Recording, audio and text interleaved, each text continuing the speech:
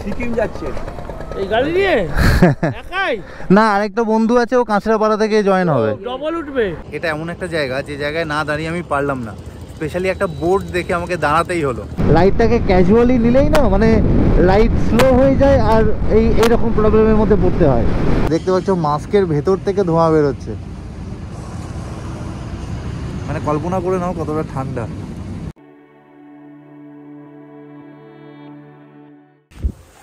Good morning everyone, কেমন আছো তোমরা সবাই? আই হোপ তোমরা খুব ভালো আছো। আজকের দিনটা আমার কাছে খুব স্পেশাল, তার কারণ আজকে শুরু হচ্ছে আমাদের সিকিম রাইড। আমি শুরু করছি কলকাতা থেকে। এখন বাজে হচ্ছে সকাল 7:15 অ্যাজ ইউজুয়াল। আমার আজকেও দেরি হয়ে গেল। তো যাই হোক, এবার যাচ্ছি আমি আর সায়ন ওয়েট করছে কাঁচরাপাড়ার ওখানে। আমি কলকাতা থেকে চালিয়ে গিয়ে কাঁচরাপাড়ায় জয়েন করব সায়নের সাথে। তো তোমরা সাথে থাকো। কাল সকালবেলা সময় পাইনি বলে আমি এখন বাইকটাকে ধুয়ে রেখেছি। সময় হয়েছে সকাল 7:30। আমি এসে দাঁড়ালাম এয়ারপোর্ট 1 নম্বর গেটের কাছে। অ্যাজ ইউজুয়াল এখানে আমি রেড লাইট খেলাম। তো আমি যাব হচ্ছে কল্যাণী এক্সপ্রেসওয়ে হয়ে কাঁপা মোড় হয়ে প্রথমে কাঁচরাপাড়া, সেখানে সায়নের সাথে মিট করে আমরা দুজন মিলে এগিয়ে যাব শিলিগুড়ির দিকে। তো চলো, 7:30 বাজে, তো অল্প অল্প ট্রাফিক শুরু হয়েছে। আই হোপ বাকি জায়গাগুলোতে আমি খালি পাই, তাহলে অনেকটাই টেনে দেওয়া যাবে। আগেরবার যখন গিয়েছিলাম তখন আমি বিরাটি হয়ে কল্যাণী এক্সপ্রেস হয়েতে উঠেছিলাম, বাট এইবার আমি ডিসাইড করলাম মধ্যমগ্রাম থেকে আমি বাঁদিকে হয়ে তারপর কল্যাণী এক্সপ্রেস হয়েতে উঠবো। তার কারণ বিরাটি থেকে উঠলে যে রাস্তাটা পড়ে কল্যাণী এক্সপ্রেস হয়ে, সেইটা প্রচণ্ড রকম খারাপ আর প্রচণ্ড ধুলো। তো আমি সদ্য বাইকটা ধুয়েছি, এই অবস্থাতে আমি বাইকটাকে মোটেই নোংরা করতে চাই না। একটু দেরি হয়ে গেলে এটাই মুশকিল হয়, সিগন্যালগুলো পড়ে যায়। চলে এসেছি মধ্যমগ্রাম চৌমাথা। এখান থেকে আমি নেব বাঁদিকে সোজা গেলে পাবো হচ্ছে কল্যাণী এক্সপ্রেসওয়ে, আর ওখান থেকে আই হোপ রাস্তাটা ভালো আছে। সামনে যেটা দেখতে পাচ্ছ ক্রসিংটা, এটা হচ্ছে কল্যাণী এক্সপ্রেসওয়ে। তো আমি বলবো যে যারা কল্যাণী এক্সপ্রেসওয়েতে উঠবে তারা বিরাটি হয়ে না এসে তোমরা মধ্যমগ্রাম হয়ে এসো, রাস্তাটা কিন্তু ভালো। আর মাঝখানে বিরাটির যে খারাপ প্যাচটা, সেটাকে কিন্তু তোমরা অ্যাভয়েড করতে পারবে। তো আই হোপ এখান থেকে কল্যাণী এক্সপ্রেসওয়েটা ভালো আছে। চলো, ট্রিপ স্টার্ট হয়ে গেছে ভাই, লেটস রোল। সামনের ওয়েদার কিন্তু ফগি, দেখতে পাচ্ছ। বাঁদিকে যে বিলটা আছে, এই বিলটাই কিন্তু কুয়াশায় ঢেকে আছে। এখন যাব শিলিগুড়ি।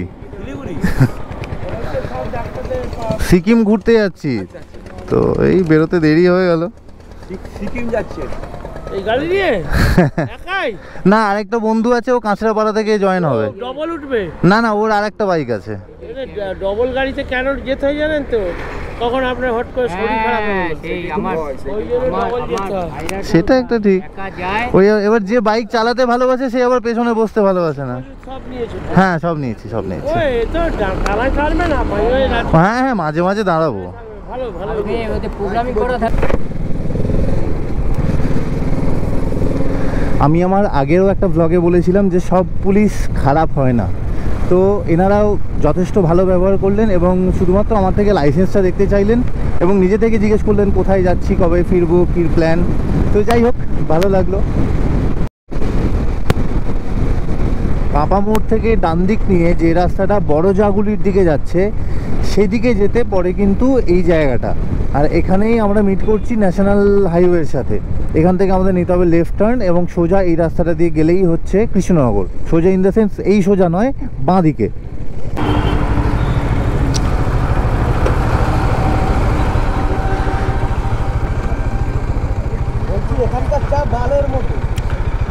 কল্যাণী জাংশনের এখানে আমরা হালকা করে একটু চা খেলাম, কারণ ঘুম থেকে উঠে কিচ্ছু খাওয়া হয়নি, একটু ঘোর লাগছিল।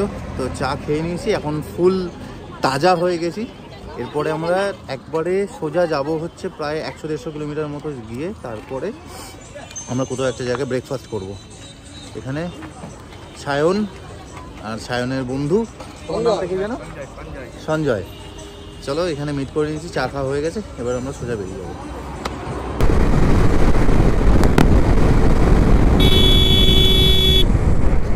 এই বুদ্ধি শুদ্ধি নেই। এখন বাজে 9টা। এখন আমরা ক্রস করছি হচ্ছে রানাঘাট। ওয়েদারটা কিন্তু আজকে দারুণ হয়ে আছে, আর এই সকালবেলার রোদটা কিন্তু বেশ ভালো লাগছে। মানে এই রাইড করার এটাই কিন্তু একটা পজিটিভ দিক, যে এই সময়টা না মানে কষ্ট হয় না।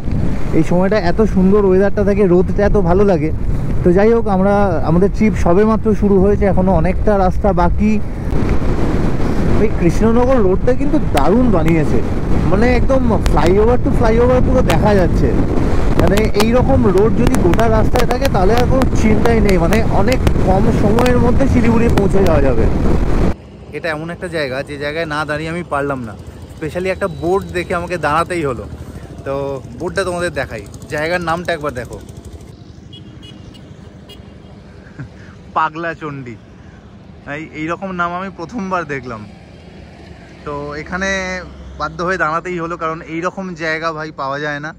যাই হোক, এখানে আমরা একটা ছোট্ট করে হল্ট করলাম। দেখতে পাচ্ছ এখানে পুরোপুরি জ্যাম, লরি পুরো দাঁড়িয়ে আছে ডান দিকে।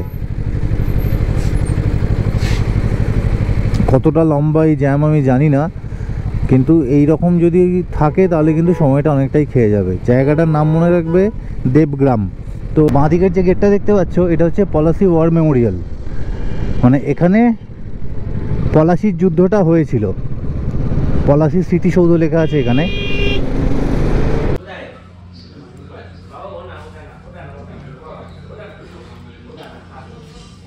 ঐতিহাসিক জায়গায় ঐতিহাসিক ব্রেকফাস্ট করলাম আমরা। ঐতিহাসিক জায়গা কেন বলছি, কারণ জায়গাটার নাম হচ্ছে পলাশি, যেখানে পলাশির যুদ্ধ হয়েছিল ইংরেজদের সাথে সিরাজদৌল্লার। ক্যাফেটার নাম হচ্ছে এক্সপ্রেস ধাবা, পলাশি, নদিয়া। তো চলো, এখানে ব্রেকফাস্ট হয়ে গেছে, এখনও অনেক রাস্তা বাকি, অনেক রাস্তা। শিলিগুড়ি এখনও প্রায় 400-র বেশি কিলোমিটার।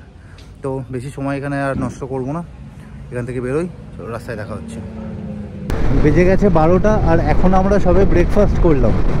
আসলে আজকে ট্রিপের প্রথম থেকেই টাইমিংয়ের ব্যাপারটা খুব এদিক ওদিক হচ্ছে। তো যাই হোক, এখন যে সময় আমরা এখন খেলাম, এরপরে এখন আর মনে হচ্ছে লাঞ্চ না করলেও হবে।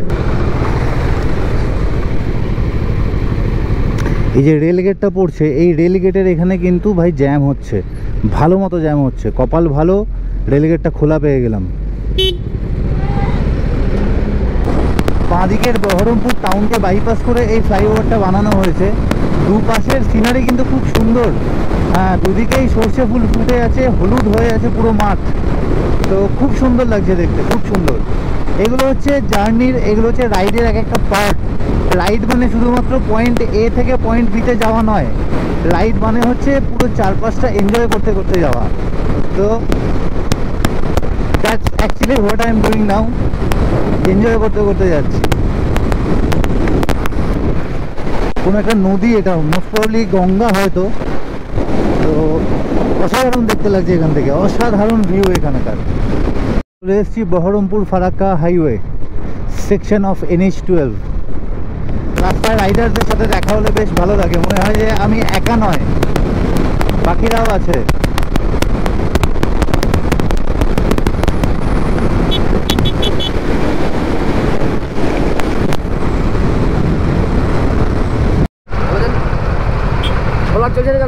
চলছে চলছে।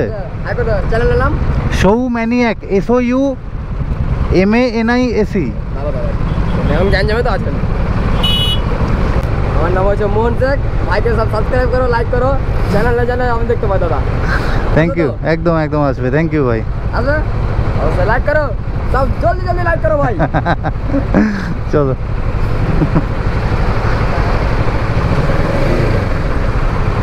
মুর্শিদাবাদের উমরপুর বলে যে জায়গাটা আছে, সেই জায়গাটা থেকে প্রায় 2 কিলোমিটার চলে এলাম। এইরকম রাস্তা, কিন্তু একটা রাস্তার মধ্যেই দুটোকে ভাগ করে দিয়েছে। তো এইভাবে কিন্তু সময়টা অনেক বেশি লাগছে। বাঁ দিকটা কিন্তু অসাধারণ, অসাধারণ ভাই বাঁ দিকটা। আরে বাপরে, বড় বড় পাথর উড়ে এসে লাগছে আমার হেলমেটের কাছে।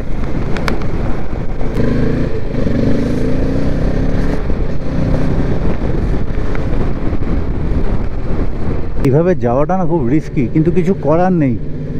যদি আমি এদের পেছনেই যেতে থাকি তাহলে অনেক সময় লেগে যাবে। এখানে কেউ একজন সাইকেল নিয়ে বেরিয়েছে ট্যুরে।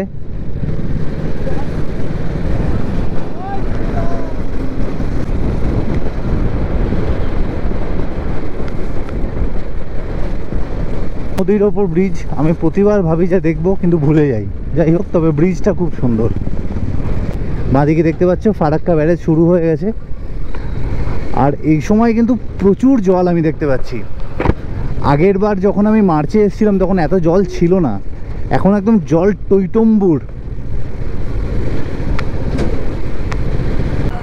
আগের বার যখন এসেছিলাম ব্রিজের কাজটা এতটা কমপ্লিট হয়নি, এখন কিন্তু মাঝের একটুখানি বাকি আছে, মানে শুধুমাত্র ওখানে আমি 6টা পিলার দেখতে পাচ্ছি, ওই 6টা পিলার বাদ দিয়ে বাকিটা কিন্তু নতুন ব্রিজের কাজ প্রায় কমপ্লিট। যতবারই ট্রেনে করে নিউ জলপাইগুড়ি গেছি ততবারই কিন্তু ফারাক্কা ব্রিজ দেখার জন্য জেগে বসে থেকেছি, সেটা রাত্রেবেলা হোক বা দিনের বেলা। তো খুব খুব ভালো লাগে এই জায়গাটা। অলরেডি 5টা বাজে 10 মিনিট বাকি, এখনও ডালখোলা 100 কিলোমিটার দূরে, তারপর ডালখোলা থেকে প্রায় আরও 100 কিলোমিটার হচ্ছে শিলিগুড়ি। তো কটায় পৌঁছবো জানি না, যাই হোক দেখি কত তাড়াতাড়ি কি ম্যানেজ করা যায়। তো এখনও আমরা রায়গঞ্জও পৌঁছাতে পারিনি, এখনও অনেকটা দূর, জানি না কোথায় পৌঁছবো। যাই হোক চলো, পৌঁছতে তো হবেই। এর মধ্যে দেখতে পাচ্ছ তোমরা চারিদিকে অলরেডি কুয়াশা হয়ে গেছে, একটু পরেই অন্ধকার নামবে। তোমাদের বলবো যে কলকাতা থেকে আসার সময় আর্লি স্টার্ট করো এবং রাইডটাকে না মানে সিরিয়াসলি রাইডের মতো করে করো, একদম ব্যাপারটাকে ক্যাজুয়ালি নিও না। রাইডটাকে ক্যাজুয়ালি নিলেই না মানে রাইড স্লো হয়ে যায় আর এইরকম প্রবলেমের মধ্যে পড়তে হয়। এখন বাজে রাত 8টা, আমরা এখনও আছি ডালখোলায়। তো এখান থেকে পারমিট নিয়ে অনেক কিছু প্ল্যানিং করা হলো, তার উপর এখানে দাঁড়িয়ে হোটেল বুক করা হলো, অনেক অনেক অনেক বেশি দেরি হয়ে গেছে। এখন আমাদের যেতে হবে প্রায় 120 কিলোমিটার, প্রায় 2.5 ঘন্টা মতো লাগবে শিলিগুড়ি। তো যাই হোক, দেখতে পাচ্ছ চারিদিকটা কতটা ফগ। এই কাকার দোকানে চা খেলাম। তো চলো রেডি হচ্ছি, আর দেরি করা যাবে না, অনেক অনেক দেরি হয়ে গেছে। আর এখানে এমন এমন ঠান্ডা, এখনই মুখ দিয়ে ধোঁয়া বেরোচ্ছে। তোমরা দেখতে পাচ্ছ মাস্কের ভেতর থেকে ধোঁয়া বেরোচ্ছে, মানে কল্পনা করে নাও কতটা ঠান্ডা। এখন বাজে রাত 8টা, আর এটা হচ্ছে ডালখোলা থেকে শিলিগুড়ি যাওয়ার রাস্তার অবস্থা।